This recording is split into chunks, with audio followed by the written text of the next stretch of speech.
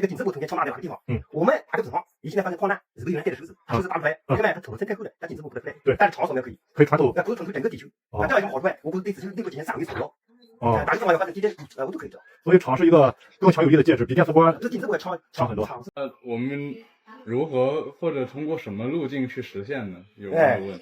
这个恒源场呢，这个日能上就是变化的电磁场，怎么产生引力场，产生正引力场或反引力场？我们这个日能，你找到一个变化电磁场产生引力场这个方程，这个方程已经找到了，是用这个方程就知道一个实验，就是变化的电磁场怎么产生引力场。这个实验成功了，我们就根据这个实验就造出变化电磁场产生引力场，也就是说我们造出一个装置，引上电能，扯上电它就能产生反引力场。这个反引力场包括2种，一种是正的，一种是反的。正的对这个物质照射，这个物质质量就在增加，比如说有一个物质在顶子正上放着，我们用这个正引力场照射，本来是1公斤，现在它变成2公斤。我们用反引力场照射，本来是1公斤，现在变成0.5公斤，它在变小，这个就走上成功了。这是第一步，一步。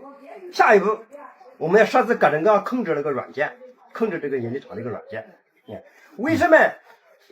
为什么变化电磁场产生这个正引力场和反引力场这么重要？有人说，地球也有引力场为什么我们人类不能用？地球的引力场是地球产生的，地球这个东西太大了，我们不可能把地球拉着到处跑，对吧？这个你没办法用。现在我们用电磁场产生这个反引力场，它有什么好处呢？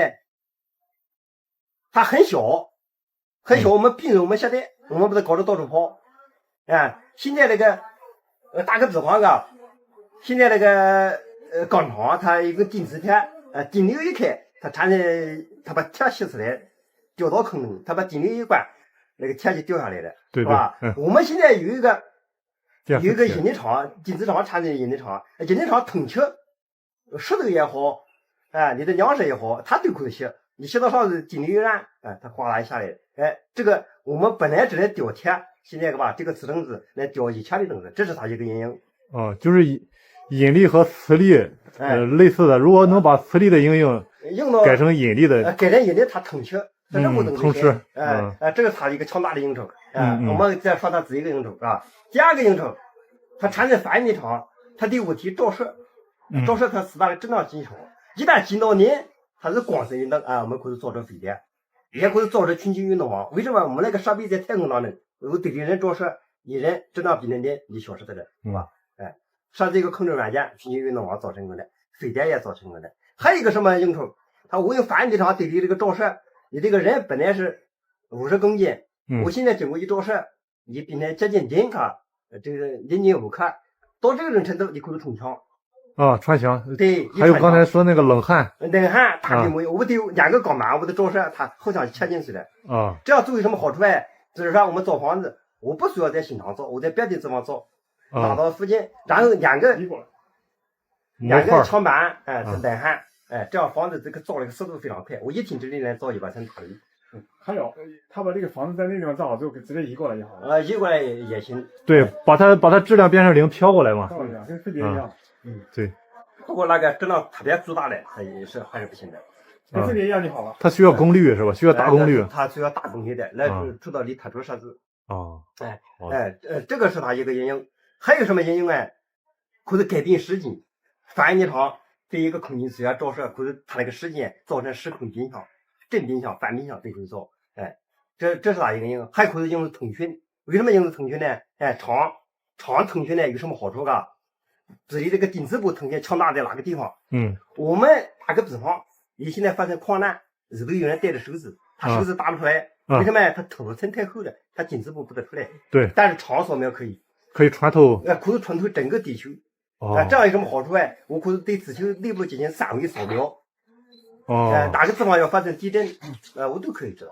所以场是一个更强有力的介质，比电磁波比电磁波强很多。场是本质，场的本质是运动的空间，它不是物质的那个性质。爱因斯坦找好，刘前辈想连麦了。运动它产生的磁场是环绕的，对吧？它这个磁场这样环绕的，到那头头尾一弯曲，它这个磁场哎，有一面呢实证是正磁，有一面的实证是出来的面叫 N 极，正磁的面叫 S 极，这个知道吧？它是一个空间运动效应。现在好多人叫找磁单粒子，单极磁单极的是找不到的，因为它是空间运动效应，它是一种运动效应。哎，它进去的一面叫 S 极，出来的一面叫 N 极。现在好多事情这个大家都找到这个的。空间，我们生活的空间为什么是三维的？它是运动量度趋势运动造成的。运动量度趋势，如果它要是运轴运动哎，我们空间就是二维的；如果它要直线运动哎，是直线运动的吧，它就一维的。它为什么是三维？它是运动量度趋势。一直产生3个坐标。3个坐标嘛，3个不同的它的方向在不同的变化。变化呢构成一个垂直状态。那如果它要沿运轴运动哎，它构成2个垂直。对，它只有2个垂直，它现在是3个垂直，那垂直方向又进去，是不是？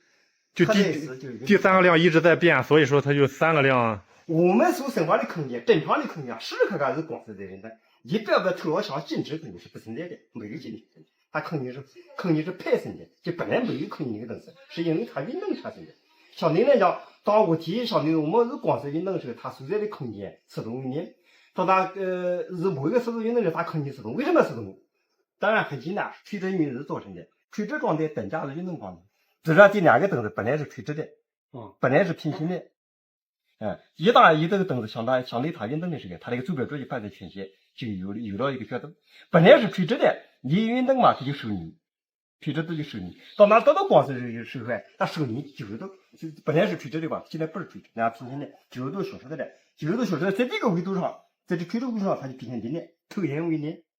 它就变成这种，它这个解释是，爱因斯坦那个相对来讲，空间是物质是光是它所在的空间为零呢，就是它那个坐标轴发生虚浓90度，就是本来你看的是这个方向一个长度，本来是一个长度感像一个长度，它虚浓90度，在这个长度方向投影就变成零的，对，就投影为零，投影，就是本来投影长度，你看。你这个东西如果这样看的话，你这样放的话，它是有长度的。你要这样放的话，投影是没有任何的量的，它没有它的为什么它变成零呢？并不是它失动的呢，而是它你适度运动的时候，它往上翘啊，最后当它得到光时，它虚浓90度。也就是说，光是运动的空间，在我们看来是二维的。就是相对来讲，那个当物质是光是运动的时候，它有什么主持应用啊？它有应用，这个应用非常广泛。但是我们人类没发现。你比如说一个人是强光给墙挡住的，他要想冲墙，而且我冲不坏，这个墙也是活的，人也是活的，那怎么办？就与这个相对论有关。相对来讲，当物质是光是运动的时候，它所在的空间为零，它所在的空间为零就不占用我们的空间，它直接为零或者是墙上冲过去。前面应该是说不是，它是2维的。那就是2维的。它生活的空间怎么看就是2维的，它不在我们2维的话，它就没有这个所谓的厚度墙的概念。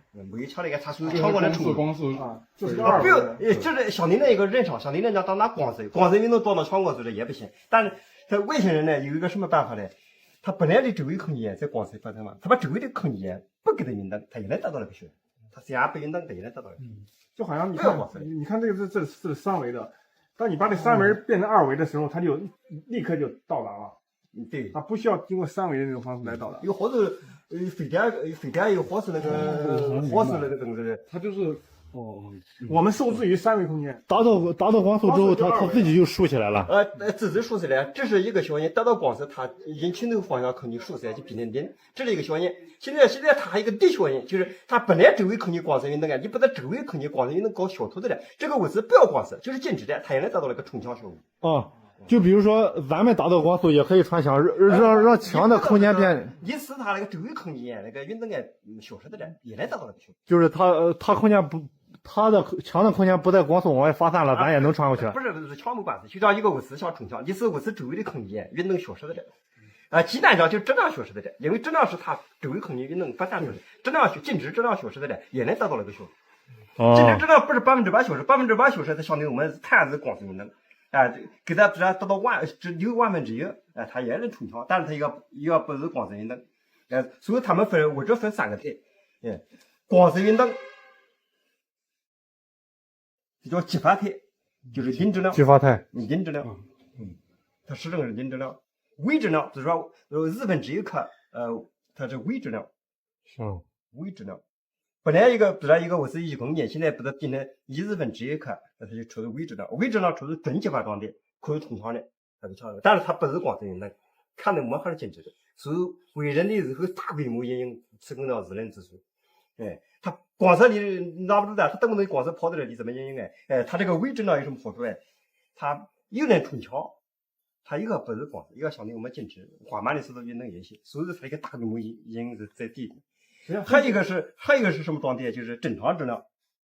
因为我们现在正常状态，就像我们现在的状态。对。这个微质量实际就前面说那个飞碟的原理吧。飞碟的原理。飞碟呢也是用微质量和阴质量，它飞碟在长途飞行的时候就用阴质量，它一旦到了自学，它不是搞到微质量，微质量它停下来，调下来，但它在空中巡浮的，它一看没有质量，要接近没有质量，不是讲一定没有质量。它让它的就是周围的空间静止掉，它让它自己，就是本来的正常情况下，它周围的空间在发散运动。对。现在它不是它周围的空间这个运动大幅度减少到很少。对，是这么搞。它怎么做到这一点，使它周围空间减少？它能变化的近磁场，转化成反应的场来减少。抵消那个引力。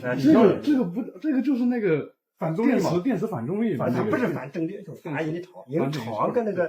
跟质量是不一样的，量不一样。现在的那个或者以往的那个消除引力，它把引力转化成电磁力了。它最后抵消重力，它所以叫反重力。反重力行不通，只是你把那个重力抵消的了，它还禁止不得。就是转化引力嘛，它不是的，它不是搞引力，它是搞场跟质量是不一样的一个东西，量光不一样，一个是场，一个是引。场的量光，引力场的量光等于贾斯顿。这里就是n呢，成长一个，实际上它是一个同样一个概念，深奥，我是什么是挖一个引力场呀？引力场极难找呀。实际上前面我觉得您这样讲是滔滔不绝的，我不是说不让你讲，我们是想更系统的来讲，就是说我们想找一个话题，那想这样话讲的比较好。